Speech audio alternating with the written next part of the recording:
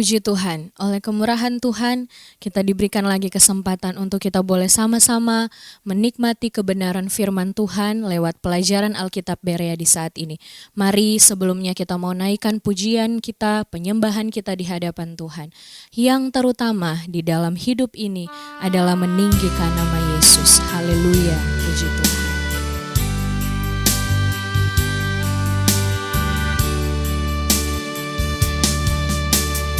Yang terutama di dalam hidup ini, meninggikan nama Yesus. Yang terutama di dalam hidup ini, memuliakan namanya. Haleluya, haleluya, saya cinta Yesus. Haleluya, haleluya, saya cinta Yesus.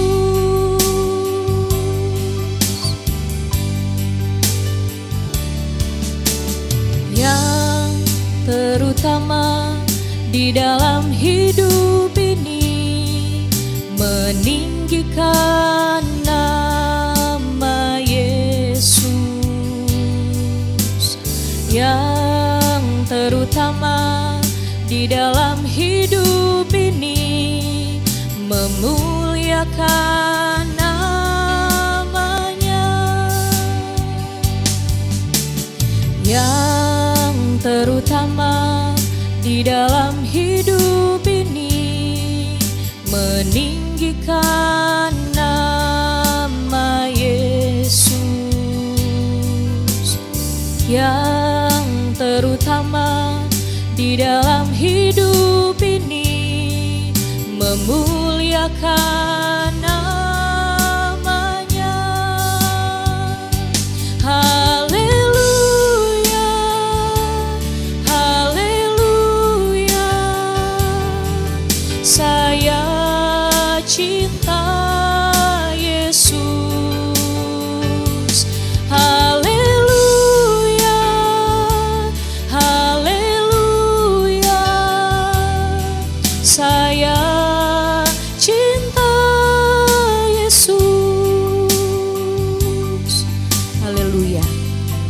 Mari kita satu di dalam doa. Tuhan Yesus yang baik, terima kasih Engkau memberikan kami kekuatan, kesehatan, kemurahan Tuhan itu nyata dalam kehidupan kami.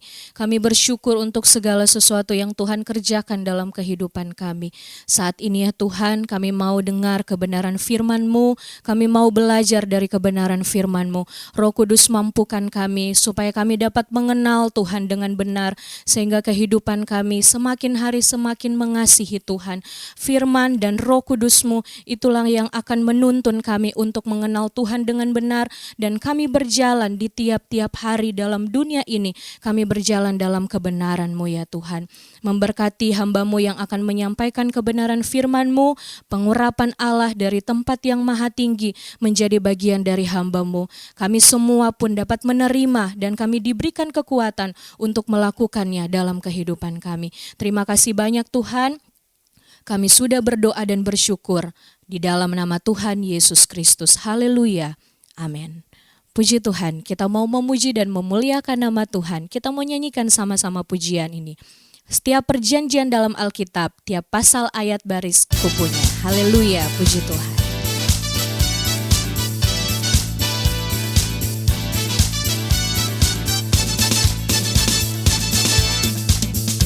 Tiap perjanjian dalam Alkitab, tiap pasal ayat baris ku punya.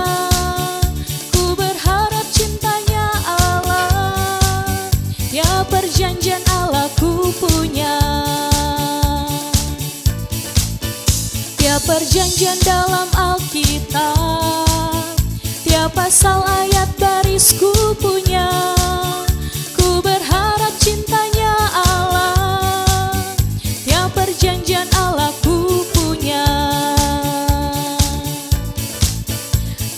perjanjian dalam Alkitab, tiap pasal ayat baris ku punya.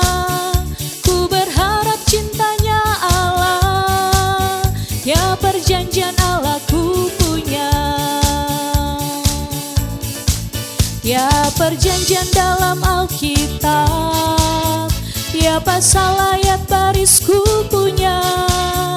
Ku berharap cintanya Allah, tiap perjanjian Allah ku punya.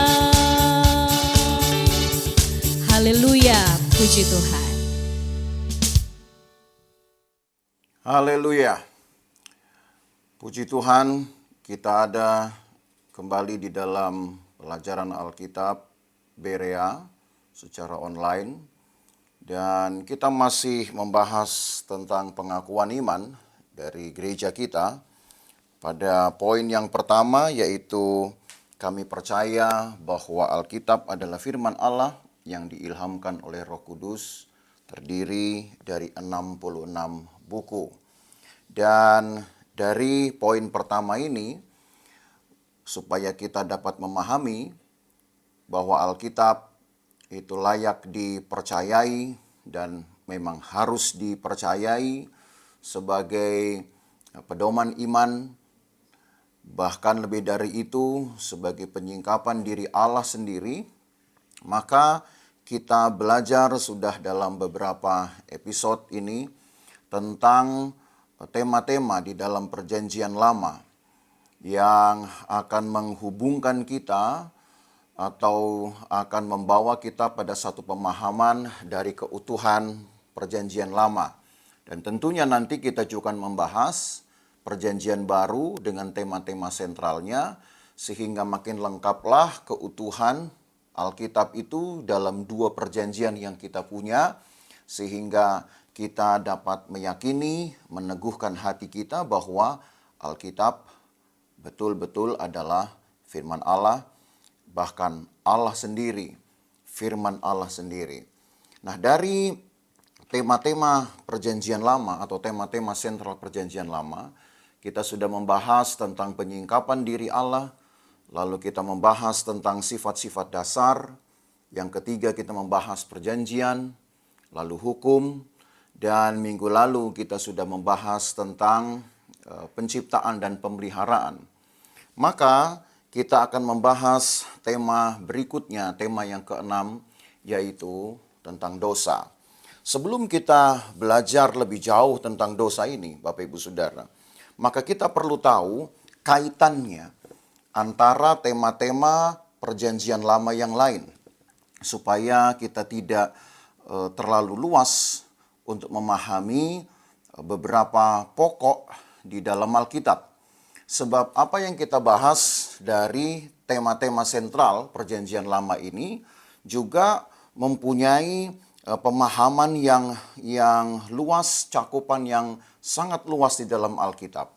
Tapi kita perlu membatasi pemahaman-pemahaman kita tentang pokok-pokok dalam tema-tema sentral itu sejauh relasi atau hubungan dengan tema-tema lainnya. Kalau saudara ingat, pada episode yang kelima, pada tanggal 6 Juli yang lalu, kita sudah belajar tentang sifat-sifat dasar Allah yang mengungkapkan kesempurnaan Allah. Kasih Allah, lalu ada kesetiaan Allah, ada kekudusan Allah juga di sana. Walaupun kita tidak membahas kekekalan Allah, tapi sebenarnya terungkap juga kekekalan Allah di dalam episode itu. Maka sifat-sifat dasar Allah inilah yang sebenarnya dipercayakan kepada manusia melalui gambar dan rupa Allah itu.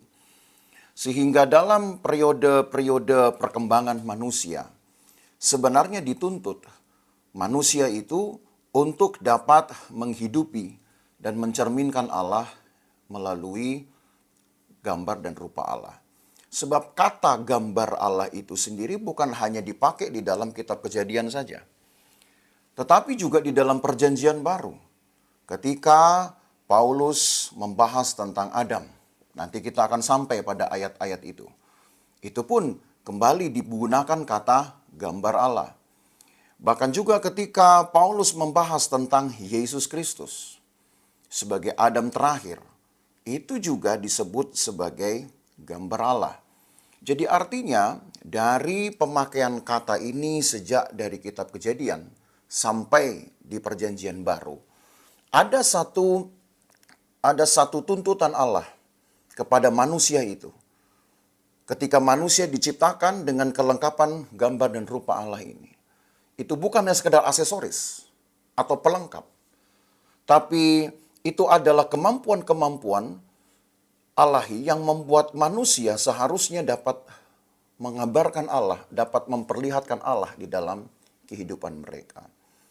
Tetapi kita tahu juga ketika Allah berusaha untuk meyakinkan orang-orang ciptaannya, manusia ciptaannya, meyakinkan juga bahkan generasi pilihan, dan meyakinkan umat pilihan, sebagaimana saudara sudah pelajari pada minggu yang lalu. Selalu saja ada kelompok-kelompok, bahkan mayoritas, melakukan pelanggaran-pelanggaran, pengingkaran-pengingkaran terhadap kehendak Tuhan. Sehingga terjadilah apa yang kemudian disebut dengan dosa.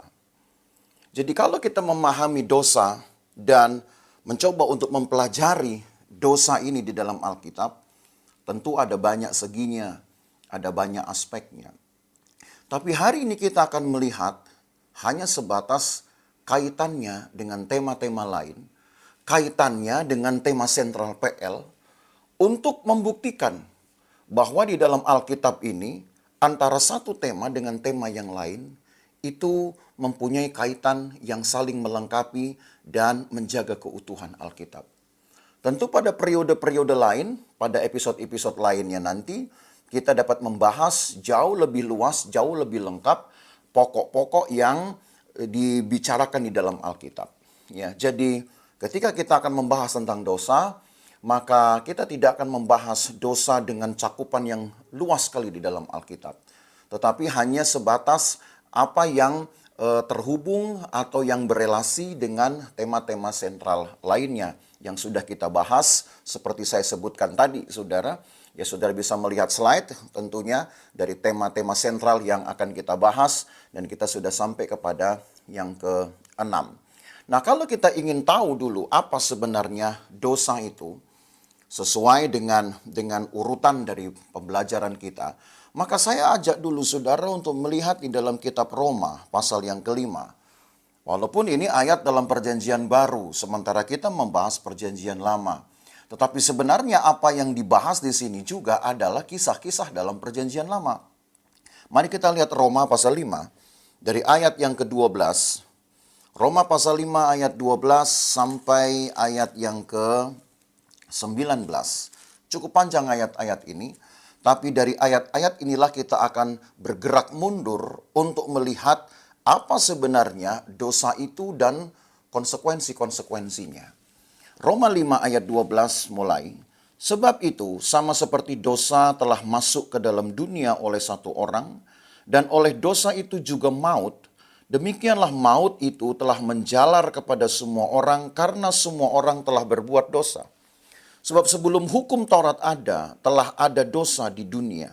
Tapi dosa itu tidak diperhitungkan kalau tidak ada hukum Taurat. Sungguh pun demikian, maut telah berkuasa dari zaman Adam sampai kepada zaman Musa juga, atas mereka yang tidak berbuat dosa dengan cara yang sama seperti yang telah dibuat oleh Adam, yang adalah gambaran Dia yang akan datang. Tetapi karunia Allah tidaklah sama dengan pelanggaran Adam. Sebab jika karena pelanggaran satu orang, semua orang telah jatuh di dalam kuasa maut, jauh lebih besar lagi kasih karunia Allah dan karunia-Nya yang dilimpahkannya atas semua orang karena satu orang, yaitu Yesus Kristus. Dan kasih karunia tidak berimbangan dengan dosa satu orang. Sebab penghakiman atas satu pelanggaran itu telah mengakibatkan penghukuman. Tapi penganugerahan karunia atas banyak pelanggaran itu mengakibatkan pembenaran. Sebab jika oleh dosa satu orang maut telah berkuasa oleh satu orang itu, maka lebih benar lagi mereka yang telah menerima kelimpahan kasih karunia dan anugerah kebenaran akan hidup dan berkuasa oleh karena satu orang itu, yaitu Yesus Kristus. Sebab itu, sama seperti oleh satu pelanggaran semua orang beroleh penghukuman, demikian pula oleh satu perbuatan kebenaran semua orang beroleh pembenaran untuk hidup. Jadi sama seperti oleh ketidaktaatan satu orang, semua orang telah menjadi orang berdosa, demikian pula oleh ketaatan satu orang, semua orang menjadi orang benar. Dari sebuah narasi panjang, Paulus ini tentang Adam dan semua perbuatan-perbuatannya, konsekuensi-konsekuensinya, sampai kemudian datang kepada antitipenya, yaitu Yesus, juga dengan perbuatan-perbuatannya dan konsekuensi-konsekuensi yang dilakukannya.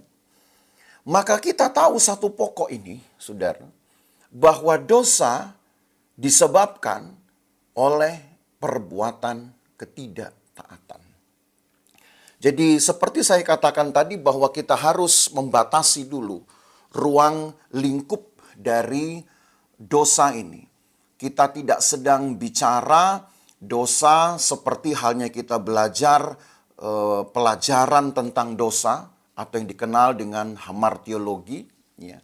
Tapi kita belajar tentang dosa untuk melihat sebenarnya apa yang terjadi atau mengapa dosa ini harus menjadi bagian atau menjadi bagian di dalam riwayat kehidupan orang-orang pilihan Tuhan. Baik ketika Tuhan masih memisahkan satu orang yang menjadi bakal dari generasi pilihan bahkan umat pilihan. Nah, sama seperti yang Paulus katakan, saudara, di dalam ayat yang ke-14. Sungguh pun demikian maut telah berkuasa dari zaman Adam sampai kepada zaman Musa, juga atas mereka yang tidak berbuat dosa dengan cara yang sama, seperti yang telah dibuat oleh Adam yang adalah gambaran dia yang akan datang. Maka kita tahu Paulus sedang mengajak kita juga untuk melihat kembali ke belakang tentang perilaku-perilaku manusia ciptaan Tuhan ini yang menjadi atau yang berbuat dosa dan akhirnya melahirkan konsekuensi-konsekuensi yang begitu meluas di dalam kehidupan generasi-generasi berikutnya. Tapi dari ayat-ayat ini, kita dapat memahami dulu 4 hal, saudara. 4 hal yang kita perlu pahami. Pertama, bahwa dosa masuk ke dalam dunia oleh karena perbuatan satu orang. Siapa dia? Adam. Dan perbuatan dosa ini juga kemudian diikuti oleh maut. Kekuatan yang mematikan atau yang membuat dosa itu menjadi kematian bagi yang melakukannya. Itu kita bisa lihat tadi di ayat yang ke-12. Hal yang kedua, bahwa dosa kemudian membutuhkan hukum Taurat untuk mengkonfirmasi suatu perbuatan pelanggaran untuk dan menjalankan reaksi berantainya. Karena kalau saudara perhatikan ayat yang ke-13, mari kita kembali ke Roma pasal yang ke-5 tadi, di ayat yang ke-13. Sebab sebelum hukum Taurat ada, telah ada dosa di dunia. Tapi dosa itu tidak diperhitungkan kalau tidak ada hukum Taurat. Apa maksudnya? Jadi dosa bahkan menggunakan hukum Taurat atau menunggangi hukum Taurat untuk melahirkan pelanggaran demi pelanggaran. Bukan salah hukum Tauratnya.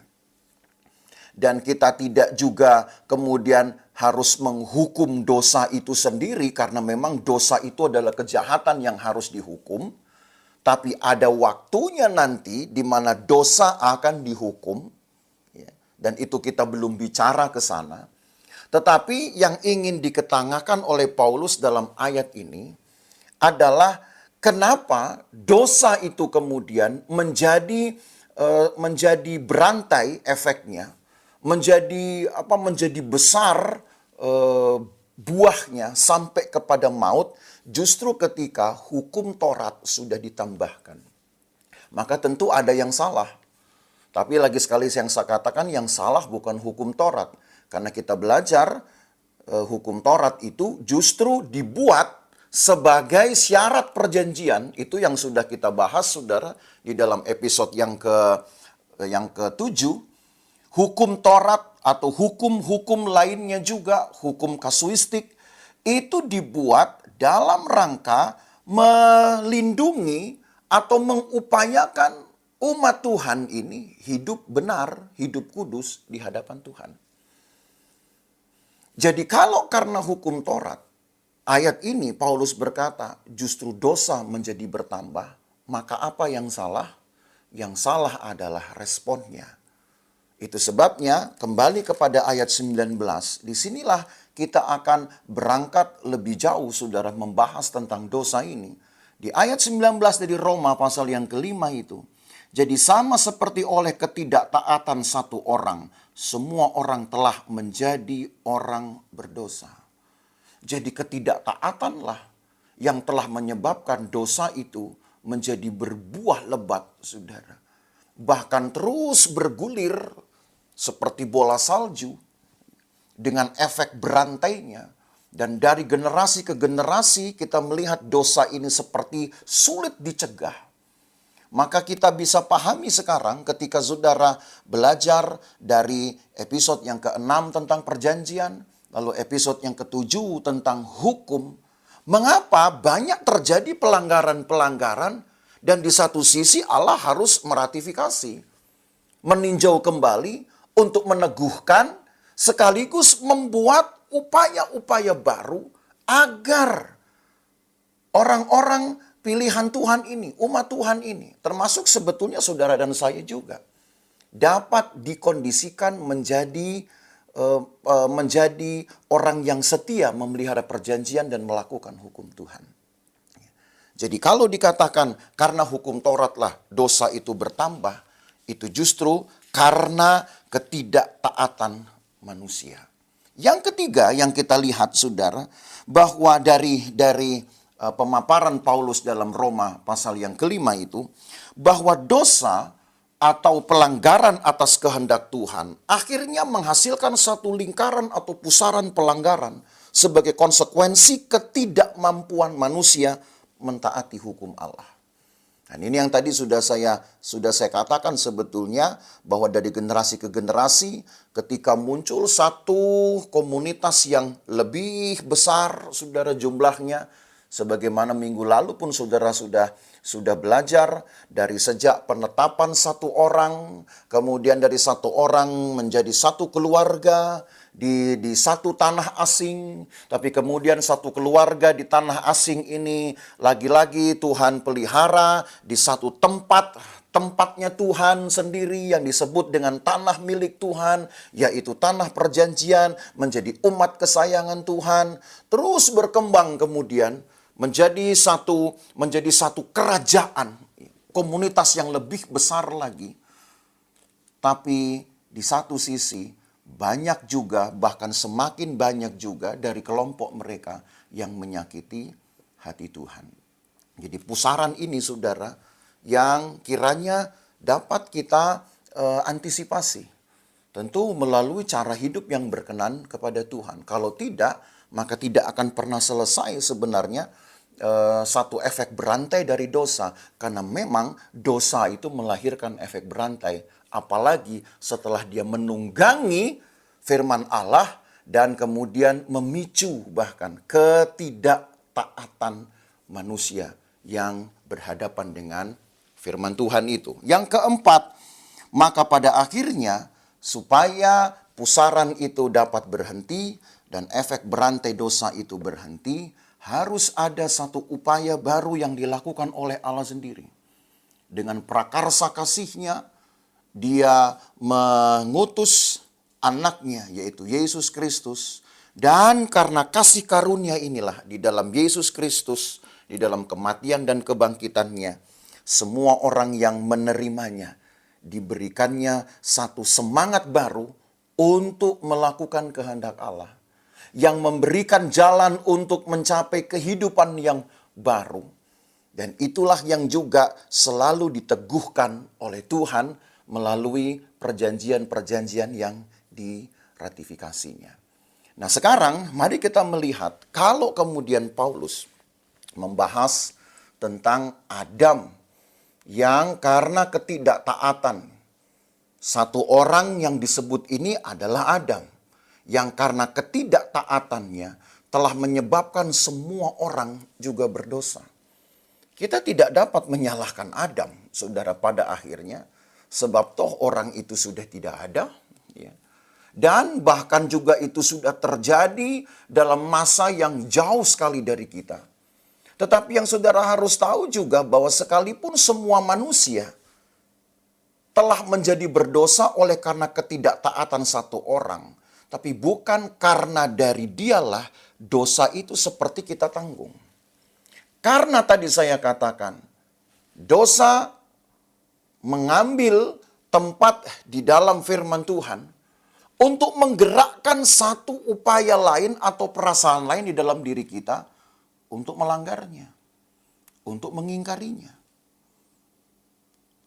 Di balik kata, janganlah engkau melakukan sesuatu, haruslah engkau melakukan sesuatu, seperti yang saudara lihat di dalam hukum-hukum perjanjian lama. Maka di balik itu juga tersimpan sebenarnya ada satu semangat yang muncul di dalam hati manusia untuk sekali-sekali tidak melakukannya. Kalau perlu 2 kali tidak melakukannya. Kalau perlu berkali-kali tidak melakukannya, toh tidak ada konsekuensi langsung terhadap pengingkaran-pengingkaran itu. Jadi manusia dijebak juga kemudian semacam oleh penguji cobaan terhadap kekudusan Allah, terhadap satu perbuatan Allah yang absolut, atau jangan-jangan Allah masih membiarkan, atau Allah masih tidak memperhitungkan, dan kita membuat satu deskripsi sendiri, satu batasan-batasan sendiri tentang apa itu kebebasan, tentang kemurahan Tuhan. Maka akhirnya saudara, manusia hanya ingin mencari apa yang menyenangkan buat dia. Dan itulah sebenarnya yang telah menyebabkan manusia pada zaman ini sampai kepada kita juga sudah berbuat dosa. Dosa yang dikatakan tidak sama seperti yang dilakukan oleh Adam, seperti yang tadi saudara baca. Jadi kalaupun karena satu pelanggaran, ketidaktaatan, semua orang sudah berdosa termasuk kita. Tapi yang saudara harus ingat, kita pun juga pada akhirnya kalau kita merenungkan, punya andil terhadap keputusan pengingkaran firman Tuhan. Jadi tidak bisa kemudian diserahkan sepenuhnya kepada kesalahan Adam. Kita juga melakukan kesalahan. Dan itu sudah diperlihatkan, saudara, di dalam riwayat Israel. Ketika dihadapkan pada hukum, orang Israel dengan terang-terangan mengingkarinya. Diteguhkan lagi oleh Tuhan, dibaharui lagi semangat mereka untuk melakukan firman Tuhan. Tapi juga dengan terang-terangan mereka bahkan mengabaikannya. Maka berarti bukan karena Adamlah mereka berbuat dosa, tapi karena mereka juga turut mengambil bagian di dalam perbuatan pengingkaran akan kehendak Tuhan. Tetapi yang perlu juga kita bahas, saudara, bahwa karena dosa ini juga merupakan satu bentuk pengingkaran terhadap kehendak Allah. Kita perlu tahu juga apa yang menyebabkan dosa masuk di dalam dunia, apa yang menyebabkan dosa seperti diberi tempat untuk berkembang biak dan bekerja dengan efek berantainya di dalam generasi ke generasi. Maka kita harus melihat cerita di dalam kitab Kejadian. Sebab seperti halnya Paulus juga menyebut nama Adam, maka tentu tokoh ini kita dapat lihat di dalam kitab Kejadian pasal yang ketiga tentunya. Ketika manusia ini ditempatkan Allah di satu taman yang baik. Ada satu perintah Allah, saudara. Sebutlah itu perintah awal kepada manusia. Kita lihat Kejadian pasal 2 ayat 16 dan 17. Lalu Tuhan Allah memberi perintah ini kepada manusia. Semua pohon dalam taman ini boleh kau makan buahnya dengan bebas. Tetapi pohon pengetahuan tentang yang baik dan yang jahat itu, janganlah kau makan buahnya, sebab pada hari engkau memakannya, pastilah engkau mati. Ini sebutlah menjadi perintah pertama kepada manusia pertama juga. Kepada Adam dikatakan, semua pohon dalam taman ini boleh kau makan buahnya. Kecuali satu pohon saja yang disebut dinamai pohon ini dengan nama yang cukup panjang memang. Tidak ada pohon yang lebih panjang mungkin namanya daripada pohon yang ada di dalam Taman Eden ini, yaitu pohon pengetahuan tentang yang baik dan yang jahat. Jadi jangan saudara bertanya, ini pohon apa? Ya, ini pohon pengetahuan yang baik dan yang jahat. Begitulah dinamai pohon ini, dan hanya kepada pohon inilah Tuhan berkata kepada Adam, jangan kau makan buahnya, sebab ketika engkau memakannya, mati. Pada akhirnya, di balik perintah itu, tersimpanlah saudara di dalam hati Adam satu keinginan yang lain untuk mencoba, untuk melihat mungkin apa yang akan terjadi kalau dimakannya buah ini. Jadi rupanya ketika dosa itu mengambil tempat di dalam satu perintah atau hukum, seperti saya katakan, bukan ada yang salah, bukan ada yang lemah pada hukum itu, tetapi justru yang lemah adalah respon manusia yang berhadapan dengan hukum itu. Sehingga ketika kemudian Hawa digoda oleh ular untuk memakan buah itu, maka saudara lihat di dalam pasal 3 ketika cerita ini berlanjut, tidak ada satu perbuatan mencegah yang dilakukan oleh Hawa sendiri atau oleh Adam sebelum Hawa memberikannya kepada Adam. Tidak ada satu perkataan, perbuatan, atau dialog, atau apa saja yang diperlihatkan di dalam Alkitab ini sebagai satu perbuatan untuk mencegah apa yang akhirnya menjadi noda dalam kehidupan mereka. Jadi saya yakin saudara, ini yang sebenarnya sedang diangkat di dalam firman Tuhan itu. Tentang dosa ini. Kemampuan manusia, dan harusnya manusia mampu untuk mencegah, karena ingat manusia diciptakan menurut gambar dan rupa Allah. Dan di dalam kata gambar dan rupa Allah itu sifat-sifat Allah dipercayakan. Dan kita sudah bahas itu dalam episode-episode sebelumnya. Jadi kalau dikatakan seharusnya di dalam diri Adam kasih terhadap Tuhan ada. Kesetiaan kepada Tuhan harusnya ada. Kekudusan juga harusnya ada. Tetapi dalam pasal 3 ini, seperti memang mati semua, atau tidak dicoba atau tidak digunakan kelengkapan itu, hanya yang tersaji dalam cerita ini adalah kita dibawa untuk seperti diyakinkan begitu mudahnya manusia ciptaan Allah ini melakukan pelanggaran. Padahal Allah menciptakan manusia dengan sangat teliti, dengan sangat rinci, dan begitu unik dia menciptakannya. Ini sebuah misteri besar di dalam dosa itu, saudara. Mengapa kejahatan itu seperti begitu mudahnya merampas manusia-manusia ciptaan Allah yang dilengkapi dengan kemampuan-kemampuan yang luar biasa. Tapi Alkitab hanya ingin mengangkat satu tema ini, ketidaktaatan. Allah sudah perintahkan kepada Adam, jangan kau makan buah dari pohon pengetahuan yang baik dan yang jahat. Semua boleh, hanya satu dilarang, tapi yang dilarang ini justru yang dilanggar, yang diabaikan.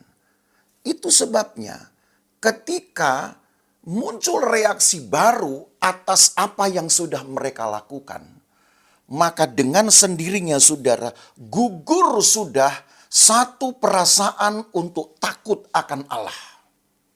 Justru yang ada ketakutan atau kecemasan untuk disidang atau dihakimi oleh Allah.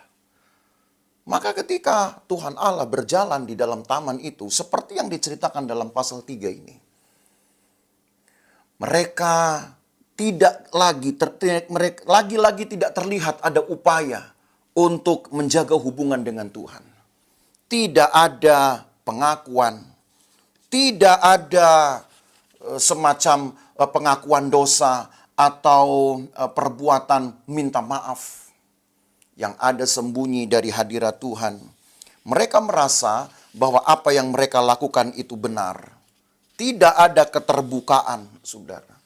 Yang ada justru saling menyalahkan, saling menjatuhkan. Dan itu sebabnya Allah kemudian membuat satu ketentuan. Inilah sebenarnya ketentuan pertama yang akan melahirkan ketentuan-ketentuan berikutnya sepanjang sejarah dari perjanjian dan hukum itu. Mari kita lihat pasal ketiga ayat 15. Satu ketentuan ini, ayat 15 pasal 3 Kejadian.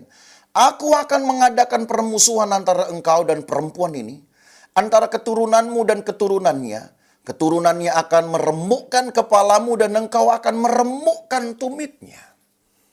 Ketentuan ini berbunyi, saudara, mungkin bunyi luasnya berkata begini, bahwa selama dosa itu diberi ruang, maka akan ada permusuhan antara penyesat dengan orang-orang yang dikuasai oleh nafsu rendahnya. Selalu akan ada permusuhan. Sampai kapan permusuhan ini berakhir? Sampai datangnya seseorang yang tidak lagi dikuasai oleh nafsu rendahnya. Yang tidak lagi dikuasai oleh keinginan untuk melanggar perintah Tuhan. Maka dosa berhenti. Pertanyaannya, kapan itu terjadi? Atau lebih tepatnya, di era siapa itu terjadi? Dan mungkin lebih khusus lagi, siapakah yang akan menjadi satu tokoh, satu pelopor, perintis, dan bahkan contoh hidup dari generasi atau keturunan yang dapat mengikat nafsunya, tapi kemudian membebaskan dirinya untuk melakukan perintah Tuhan, tidak mau mengabaikan, tidak mau mengingkari, tidak mau melanggar, sehingga pada saat itu juga dosa dapat dikalahkan. Tentu secara panjang kalau kita lihat dalam riwayat-riwayat perjalanan umat Tuhan, maka kita tahu ini bicara nanti kepada datangnya Yesus Kristus. Manusia, Allah manusia, Allah yang melembaga di dalam manusia yang tidak dikuasai oleh nafsu untuk melanggar ketentuan Tuhan. Sehingga di dalam dialah dosa itu dihukum, dosa dihentikan, dosa dihancurkan, dan efek berantainya pun dipatahkan, digugurkan. Tetapi sebelum ke sana, saudara, ketika permusuhan ini, ketentuan tentang permusuhan ini belum mendapatkan titik kulminasinya atau titik pencapaiannya di dalam diri Yesus Kristus. Bukankah dari generasi ke generasi Allah berupaya untuk membuat seleksi-seleksi seperti yang minggu lalu saudara sudah bahas. Dari orang-orang yang sekiranya dapat mengekang nafsu rendahnya, hawa nafsunya ini, untuk melakukan firman Tuhan. Apa yang didapat? Apa yang tidak didapat? Di mana kesukarannya? Di mana kegagalannya? Apa yang membuat menjadi seperti sukar untuk dapat membebaskan diri kita melakukan hukum Tuhan? Itu yang harusnya menjadi pembelajaran iman bagi kita, saudara. Apalagi dengan beberapa episode dari PA Berea Online ini yang sudah kita ikuti. Jadi dari sini kita tahu bahwa hal pertama sebenarnya akibat dari dosa itu adalah menodai kasih Allah. Sifat dasar Allah adalah kasih. Dan seharusnya di dalam gambar dan rupa Allah, manusia dilengkapi dengan kasih. Tetapi sebagaimana yang juga dalam perjanjian baru dikatakan, kasih itu menutupi dosa, kasih itu bahkan dapat mencegah perbuatan-perbuatan yang tidak terpuji, tidak terjadi di dalam kehidupan Adam dan Hawa. Yang ada mereka seperti membiarkan bahkan nafsu mereka menguasai mereka, mereka ditipu bahkan oleh nafsu mereka sendiri sehingga mereka menodai kasih Tuhan. Dan perbuatan ini saudara, dalam kurun waktu yang tidak sedikit dari generasi-generasi telah melahirkan juga contoh-contoh kegagalan dari reaksi manusia hanya dengan nafsu rendahnya itu. Bukan hanya menodai kasih Tuhan, tapi juga menodai kekudusan Tuhan. Saudara lihat di dalam perjanjian lama, karena kita membahas perjanjian lama dan karena itu kita membahas tema sentral ini yang dosa ini sebagai tema sentral. Kalau saudara membahas belajar dari kitab Kejadian, maka sejak mulai dari Kain, lalu kemudian ada Esau dengan nafsu rendahnya menjual hak kesulungan. Kain dengan nafsu rendahnya membunuh Habil hanya karena ditegur Tuhan korbannya. Tidak dikenan oleh Tuhan. Lalu membunuh. Dan pembunuhan itu sama dengan tidak menghormati nyawa. Karena Tuhanlah yang membuat nyawa kepada manusia. Itu sudah bentuk pelanggaran dari kekudusan Tuhan. Itu kita belajar dalam kitab Imamat, saudara. Bagaimana Tuhan melindungi nyawa seseorang sehingga yang membunuh harus dibunuh. Yang melukai harus dibalas setimpal, mata ganti mata, gigi ganti gigi. Jadi dari kitab Kejadian saja saudara belajar tokoh-tokohnya dengan Kain, lalu juga ada Esau dengan nafsu rendahnya menjual hak kesulungan, ada Ruben dengan nafsu rendahnya juga meniduri ibunya sendiri atau istri Yakub yang lain, bukan ibu kandungnya memang. Nafsu-nafsu rendah inilah yang menodai kekudusan Allah dan dengan sendirinya mengkonfirmasi bahwa dosa betul-betul melahirkan efek berantai. Lalu kemudian ketika munculnya satu keluarga pilihan Tuhan, menjadi satu bangsa besar, Israel namanya. Maka sepanjang kitab Keluaran sampai kitab Maleakhi, ini luar biasa saudara, mengambil tempat sudah dalam 38 kitab dari perjanjian lama. Karena kitab Kejadian kita belum bicara Israel. Tapi di dalam 38 kitab yang lainnya, Israel sudah dibicarakan di situ. Maka Israel lah juga menjadi contoh dari rendahnya nafsu manusia yang menggugurkan ketentuan-ketentuan Tuhan. Itu sebabnya apa yang Paulus katakan benar. Bahwa karena pelanggaran satu orang, semua orang telah berbuat dosa. Bukan berarti secara kodrat dosa Adam itu kemudian menjadi semacam sungai aliran dosa yang besar. Bukan.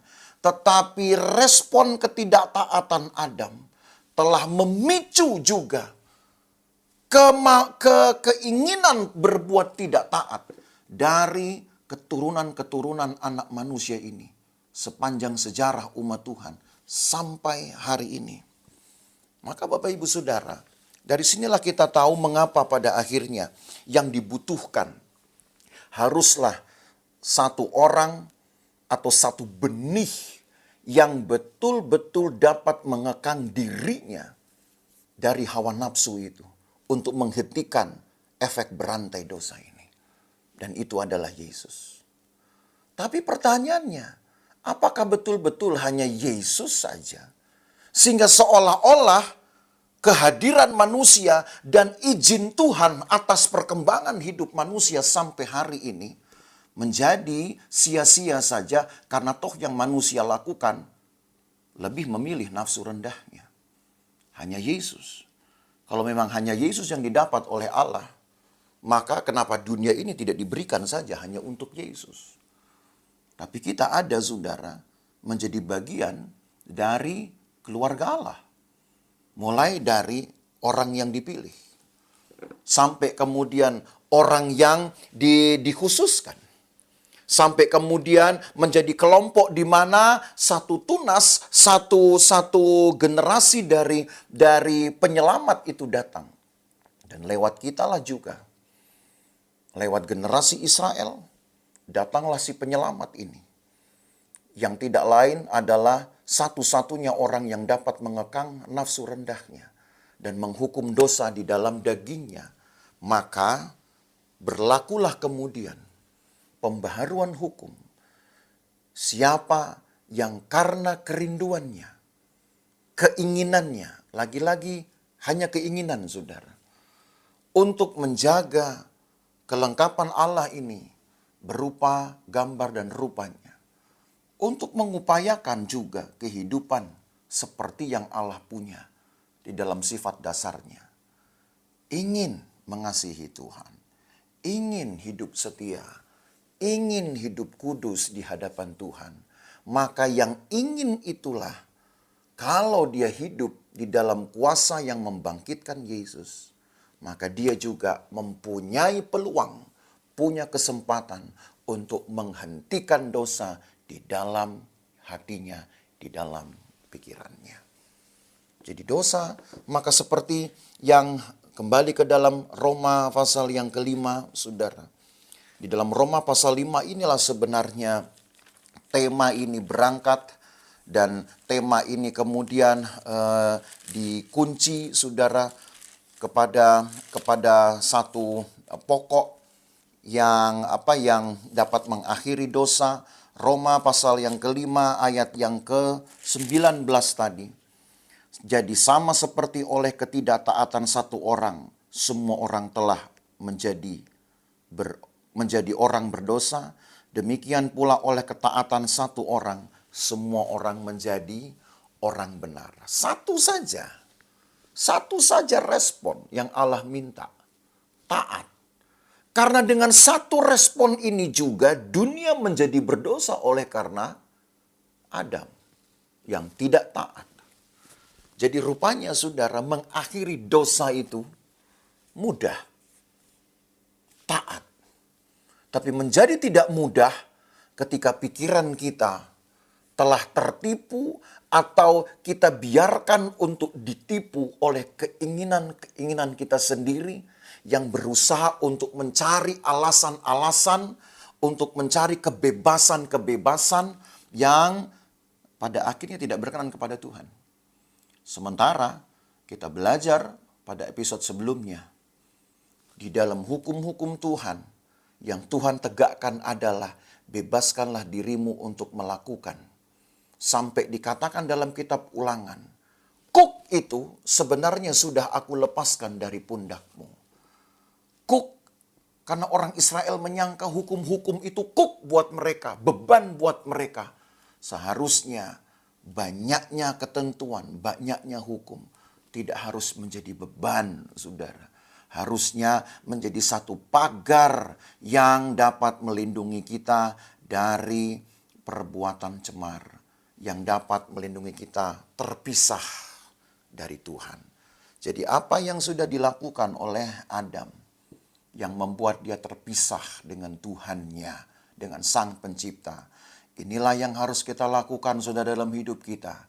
Kita harus mengupayakan diri kita untuk dekat dengan Tuhan, kembali erat dengan Tuhan, dan seperti yang minggu lalu saudara belajar, dibahas tentang kerinduan Tuhan untuk menjadikan kita satu tubuh dengan Kristus di dalam hati kita. Maka mari kita upayakan itu hanya dengan satu respon saja. Respon yang cantik, respon yang benar, yaitu taat. Tuhan memberkati kita. Mari kita berdoa. Terima kasih Tuhan Yesus untuk pembelajaran kami pada hari ini. Tuhan berikan kepada kami satu semangat untuk menanggapi firman Tuhan, perintah Tuhan. Kami tidak peduli sebanyak apapun firman Tuhan itu diberikan kepada kami. Kami tidak ingin menjadikannya itu beban bagi kami, tapi kebebasan untuk dapat hidup sesuai dengan kehendak Tuhan. Bebas melakukan firman Tuhan, bebas melakukan ketentuan Tuhan, supaya kekudusan Tuhan pun ada pada kami, kasih Tuhan ada pada kami, sehingga kami merefleksikan Engkau di dalam hidup kami. Berkati anak-anak-Mu ya Tuhan, di dalam keseharian mereka dan aktivitas mereka. Pagari, jauhkan dari bahaya celaka perbuatan jahat orang lain. Kami akhiri PA hari ini dengan doa kami dalam nama Tuhan Yesus Kristus. Haleluya. Amin.